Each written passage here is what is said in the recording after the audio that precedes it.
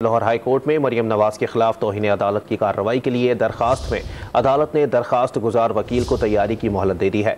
मजीद जानते हैं John news के नुमाइंदे राना बिलाल से। जी राना बिलाल, अपडेट कीजिएगा। राना बिलाल से रब्ता करने की कोशिश कर रहे हैं। आपको बताएं कि तौहीन अदालत केस में वकील को जो है वो अदालत की जानिब से तैयारी करने की मोहलत दे दी गई है। लाहौर हाई कोर्ट में मरियम नवाज के खिलाफ तौहीन अदालत की कार्रवाई के लिए दरखास्त में अदालत ने दरखास्त गुजार वकील को तैयारी की मोहलत दे दी है। लाहौर हाई कोर्ट में मरियम नवाज के खिलाफ तौहीन अदालत की कार्रवाई के लिए दरखास्त में अदालत ने दरखास्त गुजार वकील को तैयारी की मोहलत दे दी है। मजीद जानते हैं जॉन न्यूज़ के नुमाइंदे राना बिलाल से। जी राना बिलाल, अपडेट कीजिएगा।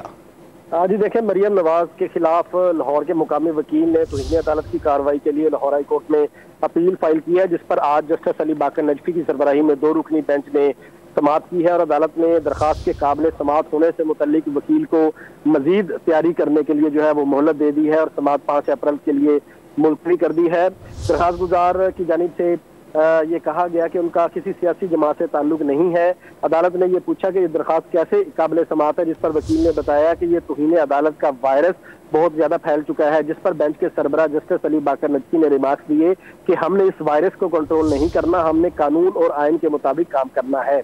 ये मुकामी वकील की जानिब से मरियम नवाज के खिलाफ तौहीन अदालत की दरखास्त दायर की गई थी और इसमें यह कहा गया था कि सिंगल बेंच ने मरियम नवाज के खिलाफ तौहीन अदालत की दरखास्त जो है वो हकायक का दुरुस्त जायजा ना लेते हुए मुस्तरद कर दी है। इसलिए लाहौर हाई कोर्ट का 2 रुकनी बेंच सिंगल बेंच का फैसला कलअदम करार दे और मरियम नवाज के खिलाफ तौहीन अदालत की कार्रवाई अमल में लाए। अब इस दरखास्त पर मजीद कार्रवाई 5 अप्रैल को होगी।